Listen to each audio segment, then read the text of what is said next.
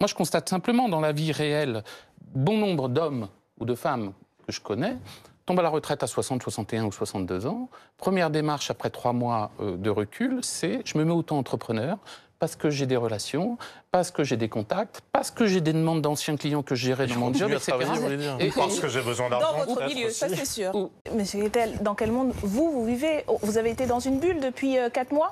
Vous avez entendu les Français et Françaises, les retraités sur les ronds-points qui expliquent avec... Excusez-moi. Les retraités sont déjà à la retraite, donc il n'y a pas de question de départ, d'âge de départ à la retraite. Les retraités qui sont aujourd'hui à la retraite et qui vivent avec moins de 900 €, qui vivent sous le seuil de pauvreté, qui vivent dans des difficultés incroyables. S'il vous plaît, j'aimerais terminer sans que vous m'interrompiez toutes les 2 minutes. Je ne vous ai pas interrompu, donc laissez-moi parler.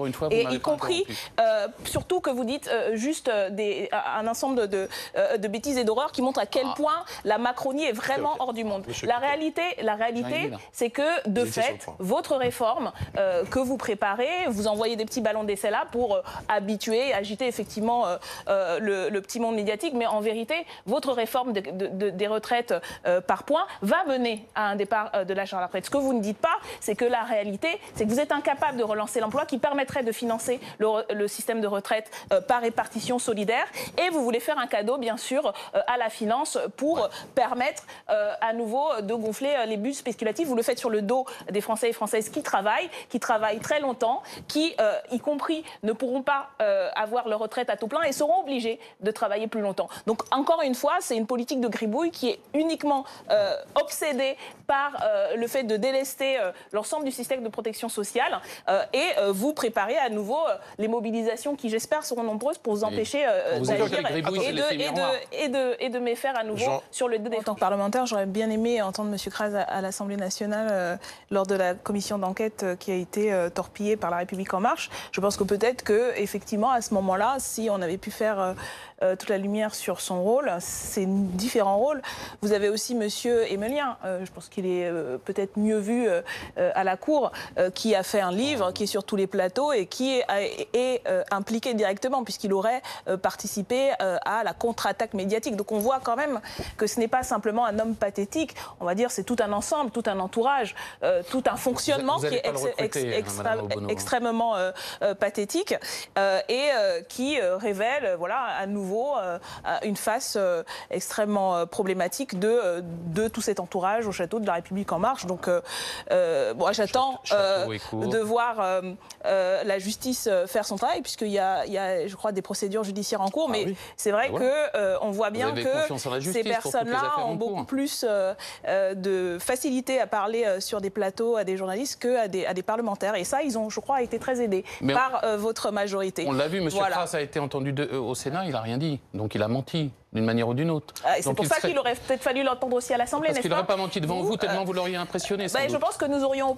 au moins pu aller un peu plus au fond des choses. Donc je crois que là-dessus, vous n'avez pas besoin d'en rajouter. Je crois que les Français et les Françaises ont été assez édifiés par la manière dont vous avez aidé M. Kras et M. Benalla à échapper à cette enquête parlementaire. Vous comprenez le macronisme, vous, Daniel Obono? Je ne sais pas si les macronistes comprennent le macronisme, mais ce qui est sûr, c'est que, comme pour le précédent porte-parole, le problème, c'est que ce qu'on va nous resservir, c'est de la plus ou moins fausse vraie information, c'est de la pédagogie en faisant croire aux gens qu'en fait, ils n'ont pas bien compris la pensée complexe et qu'on va leur expliquer gentiment, avec des mots simples, ce qui passe complètement à côté du problème du macronisme, c'est sa politique, c'est la volonté de tout privatiser, de vendre à l'encan et de passer outre avec mépris et condescendance les revendications des mobilisations comme la mobilisation des Gilets jaunes. Donc le macronisme, alors je vous renvoie aux expressions qu'on a entendues récemment, l'espèce de gloubi-boulga, la confusionnisme des Émeliens et compagnie. Je ne crois pas qu'il y a grand-chose à comprendre, si ce n'est la réalité extrêmement violente économiquement et socialement de leur politique. Et les premiers pas de Sibeth Ndiaye? Est-ce que vous avez un avis sur la question? Écoutez, j'ai pas d'avis particulier. J'attends d'entendre ce qu'elle aura à expliquer pédagogiquement, qui, je crains, vu l'orientation du gouvernement et les signaux qui sont envoyés, sera du même acabit, voire pire que ce qu'on a entendu depuis 20 mois. Et donc, elle fera le job. Malheureusement, ce job-là est, de mon point de vue, extrêmement négatif pour le pays. Je peux vous donner au moins 2 mesures, je suis sûre, et les quelques sondages qui ont été faits là-dessus le montrent. Le rétablissement de l'ISF, ça, c'est majoritairement demandé.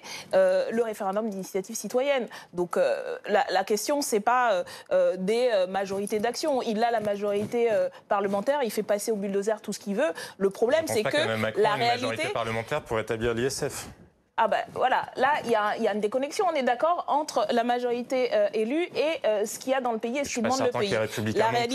La réalité, c'est que dès le départ, ce grand débat-là, qui est en fait un grand blabla, c'était du flanc. Madame Joanneau l'a dit dès le départ, tout était organisé comme un coup de communication, une opération de communication préélectorale pour essayer effectivement d'étouffer le mouvement des Gilets jaunes. Le mouvement est toujours là et d'ailleurs il y en a d'autres qui arrivent. Il y a les professeurs, les instituteurs et les parents avec les enfants qui sont dans la rue contre la réforme Blanquer. Je pense que sur la question des retraites, oui, qui seront, je crois, nombreux et nombreuses. Dans ma circonscription, il y a toutes plus grossières les unes que les autres. Continuez à mépriser les parents, les élèves, les instituteurs qui, dans ma circonscription, il y avait une vingtaine d'établissements fermés parce qu'il y a des écoles qui ferment. Je vous fais confiance pour entretenir l'amalgame et la désinformation. Monsieur Guettel, continuez. Je pense que vous continuez à faire plaisir à tous les gens qui se mobilisent pour l'avenir de leurs enfants et dont vous dites qu'ils sont des idiots et des idiotes. Non, je dis que vous manipulez. Pour conclure, s'il vous plaît, pour conclure. C'est pour ça que vous allez faire vous-même vos sondages pour les européennes. Et les fake news, vous y connaissez quelque chose. Vous êtes professionnel. Merci, monsieur Emilien, n'est-ce pas? Merci, Benalla. Donc, franchement, je pense que ce gouvernement est complètement à côté de la plaque. Je crois que les Français et les Françaises s'en sont majoritairement rendus compte. Et je crois que le printemps sera un printemps social, jaune, de toutes les couleurs possibles, parce qu'il y a besoin de vous faire reculer sur toutes les contre-réformes que vous préparez et de vous envoyer une bonne claque également au niveau électoral.